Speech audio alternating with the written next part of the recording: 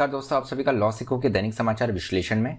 चलिए आज के आर्टिकल्स देखते हैं। पहला जो हमारा आर्टिकल है ये हाल ही में संसद में कुछ सांसदों को निलंबित किया गया है, सस्पेंड किया गया है, उनके बारे में बात करता है। क्या इसके बारे में कानून है, क्या इसका इतिहास रहा है, उस बारे में हम बात करेंगे।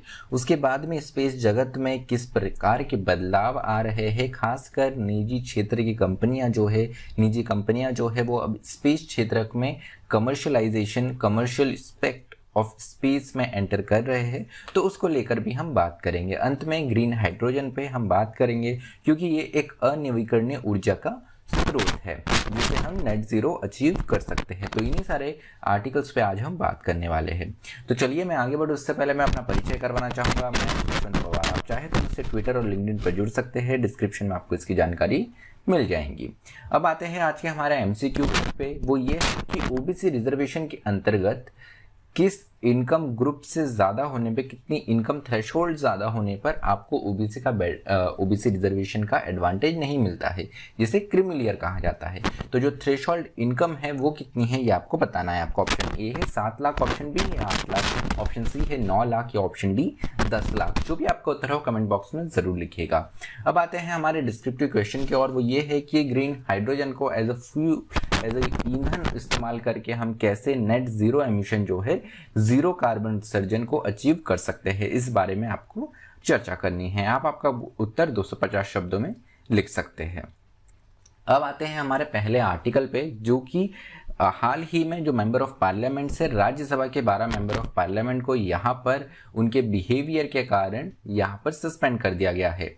तो अब बात ये आई है कि ये जो सस्पेंशन हुआ है ये मॉनसून सेशन में जो इनके तरफ से यहाँ पे एक्टिविटी की गई थी उसके कारण इन्हें सस्पेंड किया गया है।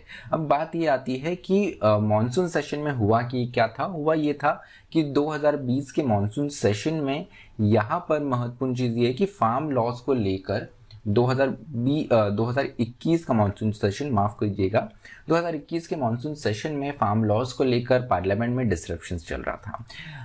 अपोजिशन पार्टी ये चाहती थी कि इस पर डिस्कशन हो, अपोजिशन की पार्टी से चाहती थी कि फार्म लॉज पर डिस्कशन हो, लेकिन रूलिंग पार्टी ने विदाउट डिस्कशन फार्म बिल्स को पास कर दिया, क्योंकि इनके पास में नंबर थे। और वहीं पे अपोजिशन ये जाती थी कि ये सिलेक्ट कमेटी के पास में वापस पुनः विचार के लिए जाए। अब इसी विरोध को देखते हुए वेल में एंटर कर गए थे राज्यसभा के यहाँ पे अपोजिशन पार्टी के लीडर्स, एमपीज, और इन्होंने जो डेप्यूटी चेयरमैन से हरिवंश उनके ऊपर यहाँ पर पेपर्स फाड़ के, फार्म लॉज के जो पेपर्स थे वो फाड़ के उनके चेहरे पर और उनके जहाँ पर वो बैठते वहाँ पर फेंके थे। उसके अलावा और भी माइक भी वहाँ पे निकाला गया था और ऐसे कुछ कृत्य हुए थे, जिसको देखते हुए उनको इस सेशन में सस्पेंड कर दिया गया।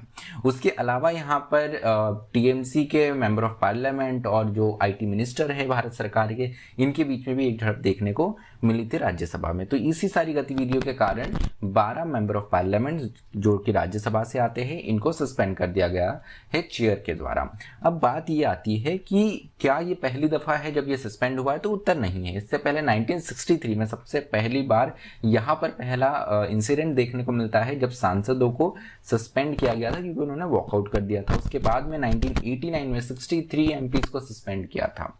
ठक्कर कमीशन रिपोर्ट उसी दौर में आई थी। उसके बाद में 2010 में भी 7 मेंबर ऑफ पार्लियामेंट्स को सस्पेंड किया गया था। अब बात यह आती है कि इसका कभी सॉल्यूशन निकालने की कोशिश नहीं की, तो उत्तर है कि 2001 में जब अटल बिहारी वाजपेयी की गवर्नमेंट थी, एनडीए एक सरकार थी, उस वक्त ये चर्चा की गई थी कि कैसे हाउस का जो डिस्ट्रप्शन है इसको कम से कम किया जा सके, क्योंकि हाउस में डिस्ट्रप्शन होता है तो जो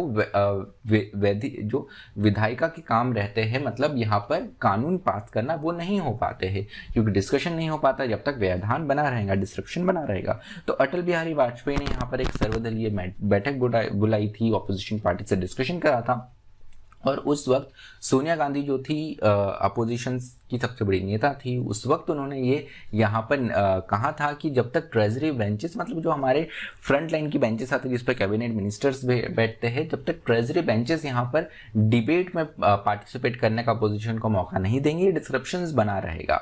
और कहीं ना कहीं इसी चीज़ को ही इस जो मीटिंग हुई थी एनडीए 1 के टाइम पे, तो इसी चीज़ को उठाया गया था कि जो सेंट्रल गवर्नमेंट है या यूनियन गवर्नमेंट है, जो ये डिबेट जो है वो ज़्यादा से ज़्यादा करे, जो कि एक लोकतंत्र के लिए भी काफ़ी ज़्यादा अच्छा, इसके अलावा पश्चिम बंगाल की जो मुख्यमंत्री है उन्होंने भी इस चीज़ पर स्ट्रेस दिया है कि डिबेट में यहाँ पर साथ ही साथ ये यूनियन गवर्नमेंट है, तो यूनियन गवर्नमेंट ने स्टेट से भी यहाँ पर भेदभाव नहीं करना चाहिए और दोनों के बीच में एक अच्छा रिलेशन चलने के लिए ज़रूरी है कि आप दोनों तरफ की बातों को सुने।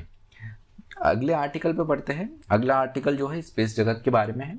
तो पहली जो स्पेस जगत में रेस हमको जो प्रतिस्पर्धा जो कंपटीशन देखने को मिला था ये यूएस और सोवियत यूनियन के बाद, यूनियन मतलब सोवियत रशिया तो यूएसएसआर हुआ करता था, तो इनके बीच में देखने को मिला था। 1957 में ये जो स्पेस वॉर था उस समय में इनिशिएट हुआ था जब रशिया ने, उस वक्त के सोवियत यूनियन ने जब स्पुतनिक को लॉन्च किया था। अब दौर बदल चुका है, अब देशों के बीच में जो प्रतिस्पर्धा होती थी अब वो कंपनीज के बीच में होने लग गई है। स्पेस का जो है यहाँ पर वाणिज्यकरण हो गया है, कमर्शलाइजेशन हो गया है और अब प्राइवेट प्लेयर्स जो है वो भी स्पेस में जा रहे हैं। स्पेस एक्स हाल ही में लॉन्च हुआ, उसके अलावा और भी अलग अलग देशों की कंपनियां हैं, प्राइवेट कंपनियां हैं जो कि स्पेस में अपना यहाँ पर एक मार्क छोड़ना चाहती है। भारत ने क्या किया है इस बारे में? भारत ने हाल ही में Indian National Space Promotion and Authorisation Centre की शुरुआत करी है, जो कि एक सिंगल विंडो नोडल एजेंसी होंगी जहां पर कमर्शलाइजेशन ऑफ इंडियन स्पेस को बूस्ट मिलेगा और इसीलिए इसका शुरुआत की गई है। प्राइवेट प्लेयर्स को ज़्यादा से ज़्यादा शामिल करने के लिए ये कदम उठाया गया है। उसके अलावा स्पेस इकोनॉमी को अगर हम देखें तो ये करीब 440 बिलियन डॉलर की इंडस्ट्री है, जिसमें भारत का केवल 2% यहाँ पर शेयर है। तो इसको देखते हुए भारत जो अपना एक शेयर है वो भी इस स्पेस कमर्शलाइजेशन या स्पेस इकोनॉमी में बढ़ाना चाहता है। लेकिन कुछ समस्याएं क्या है? सबसे पहले अगर हम देखें तो ब्रेन ड्रेन की समस्या है कि प्रतिभा पलायन हमारे देश से होता है। अगर हम 2005 से अभी तक देखें तो करीब ये 85% बढ़ चुका है। उसके अलावा अगर और दूसरे मुद्दों पर बात करें तो यहाँ पर जो हमारे देश में रेगुलेटरी फ्रेमवर्क है ये अपने आप में काफ़ी ज़्यादा पेचीदगी भरा है, जिसको देखते हुए जो इन्वेस्टर्स है वो यहाँ पर पैसा डालना इतना नहीं चाहते और जब तक इन्वेस्टमेंट नहीं आएगा तब तक निजी क्षेत्र को डेवलप होने में अपने आप में काफ़ी ज़्यादा परेशानी होती है। तो भारत को ज़रूरत है कि एक ऐसा डिस्टिंक्ट लॉ या फ्रेमवर्क लेकर आए जिससे लॉज को लेकर एक पारदर्शिता और यहाँ पर एक क्लैरिटी बनी रहे। उसके अलावा ये लॉज जो है ये आउटर स्पेस ट्रीटी से सामंजस्य बिठाते हुए उसी लाइन पर होने की भी आवश्यकता है। उसके अलावा इंश्योरेंस और इंडेमनिफिकेशन लेजिस्लेशंस लाने की भी आवश्यकता है। अब हर कोई बिजनेस होता है, कोई नया कार्य होता है तो उससे रिस्क एसोसिएटेड रहती है। रिस्क कोई भी तभी लेना चाहता है जब वो रिस्क को मिटिगेट करने के लिए कुछ ना कुछ हमारे पास में हो। इंश्योरेंस और इंडेमनिफिकेशन एक वैसे ही रास्ते हो सकते हैं अगर आपका बिजनेस फेल होता है, कोई नुकसान होता है, कोई अप्रत्याशित चीज़ हो जाती है तो यहाँ से आप कम से कम अपना नुकसान भरपाई कर सकते हैं। तो उसको लेकर भी, इस चीज़ को लेकर भी इंश्योरेंस और इंडेमनिफिकेशन लेजिस्लेशन लाया जा सकता है। उसके अलावा यहाँ पर licensing categorisation is also importance in Indian scenario. तो भारतीय सिनेरियो में लाइसेंसिंग भी बहुत ज़्यादा महत्वपूर्ण हो जाता है। उसके अलावा भारत को यहाँ पे प्राइवेट प्लेयर से भी हेल्प लेने की आवश्यकता है, जैसे नासा और CNSA ने ली है। उसके अलावा भारत में एक स्पेस इकोसिस्टम, एक ऐसा अंतरिक्ष पारिस्थितिक तंत्र तैयार करने की ज़रूरत है जहाँ पर भारत सरकार ये प्राइवेट प्लेयर्स में ये कॉन्फिडेंस लाए कि यहाँ पर इस जगत में अगर आप इन्वेस्ट करते हो, आप आगे बढ़ते हो तो ये आपके लिए फ़ायदेमंद ही होगा और भारत सरकार को इसमें एक दिलचस्पी दिखाती है। तो यहाँ पर ज़रूरी है कि क्लियर लॉज आए जिससे इन्वेस्टमेंट जो है वो ज़्यादा से ज़्यादा बड़े इन्वेस्टर्स में कॉन्फिडेंस आए। चलिए अंतिम आर्टिकल की ओर बढ़ते हैं जो कि ग्रीन हाइड्रोजन के बारे में है। तो यहाँ पर COP26 में हमारे देश के प्रधानमंत्री ने यहाँ पर कमिट किया है कि भारत 2070 तक नेट जीरो मतलब कार्बन उत्सर्जन अपना 0 पर लेकर आ जाएगा। अब बात यह है कि अगर हमें ये अचीव करना है तो हमें दूसरे मानकों की तरफ ध्यान देने की आवश्यकता है। जैसे एक कदम है सोलर एनर्जी का, जो कि एक नवीकरणीय ऊर्जा का स्रोत है जिससे कार्बन एमिशन कम से कम होता है।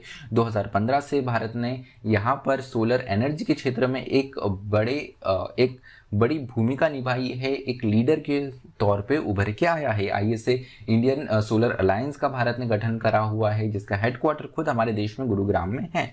तो इसी को देखते हुए यहाँ पर ग्रीन हाइड्रोजन जो है ये एक ऐसा साधन है जिससे हम हमारा कार्बन उत्सर्जन जो एक हम डिकार्बनाइजेशन है ये लोवेस्ट कॉस्ट पर लेकर आ सकते हैं। अब यहाँ पर ग्रीन हाइड्रोजन जो है अपने आप में काफ़ी एक सिंपल कंसेप्ट है। यहाँ पे इलेक्ट्रोलिसिस की प्रोसेस से पानी में जैसे आपको पता है पानी में हाइड्रोजन और ऑक्सीजन होता है, इसे अलग अलग किया जाता है। अब इलेक्ट्रोलिसिस का जो प्रोसेस होता है उसमें इलेक्ट्रिसिटी की आवश्यकता होती है और ये इलेक्ट्रिसिटी विंड या सोलर एनर्जी से ली जाती है, तो जिससे कार्बन एमिशन जो है वो अपने आप में काफ़ी कम हो जाता है। तो इसी को देखते हुए यहाँ पर बताया गया है कि जो ग्रीन हाइड्रोजन है इसमें ज़्यादा से ज़्यादा निवेश और ध्यान देने की आवश्यकता है। भारत में अगर देखें तो अभी भी हमारे देश में अगर ऊर्जा के स्रोत या फ्यूल ईंधन के स्रोत के रूप में फॉसिल फ्यूल्स को सबसे पहले देखा जाता है। 75% जो एनर्जी रिक्वायरमेंट है ये फॉसिल फ्यूल से ही पूर्ण हमारे देश में होती है। और अगर ग्रीन एनर्जी के सोर्सेस नहीं आते हैं, रिन्यूएबल एनर्जी के स्रोत नहीं हमारे देश में बढ़ते हैं, तो जो कार्बन एमिशन है वो और बढ़ेगा और फॉसिल फ्यूल्स का खपत भी जो है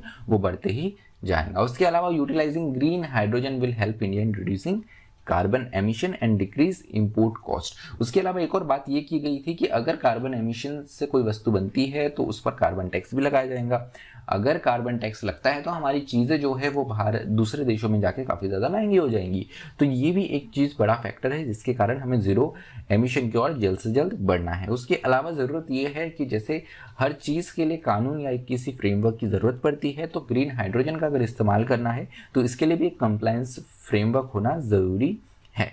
उसके अलावा कुछ सेक्टर्स ऐसे हैं जिनको यहाँ पर कंपलसरी हम ये कह सकते हैं कि आपको ट्रांजिशन करना है ग्रीन हाइड्रोजन की यूसेज की तरफ। वही हैवी इंडस्ट्री जो है जहाँ पर ज़्यादा इलेक्ट्रिसिटी लगती है वहाँ पे स्टेट और सेंट्रल इंसेंटिव्स दे सकती है इनको ग्रीन हाइड्रोजन में स्विच करने के लिए।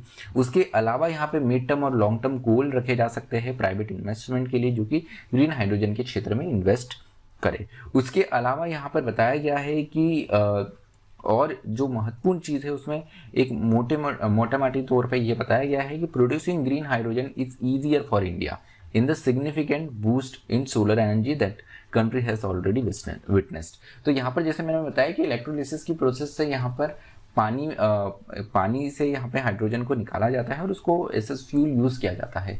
अब यहाँ पे इलेक्ट्रोलिसिस की प्रोसेस के लिए विंड या सोलर एनर्जी का इस्तेमाल किया जाता है और जैसे हमको पता है कि पिछले कुछ वर्षों में भारत में सोलर एनर्जी के क्षेत्रों में काफ़ी आगे बढ़ी है, तो उसको देखते हुए यहाँ पर भारत के लिए अपने आप में ग्रीन हाइड्रोजन की तरफ मूव करना काफ़ी ज़्यादा लाभदायक और आसान हो सकता है। तो चलिए आज का जो हमारा विश्लेषण है वो यही समाप्त होता है। आप चाहे तो हमसे टेलीग्राम और इंस्टाग्राम के माध्यम से जुड़ सकते हैं। मुझे सुनने के लिए आप सबका धन्यवाद। Thank you. Stay tuned to Law Seiko.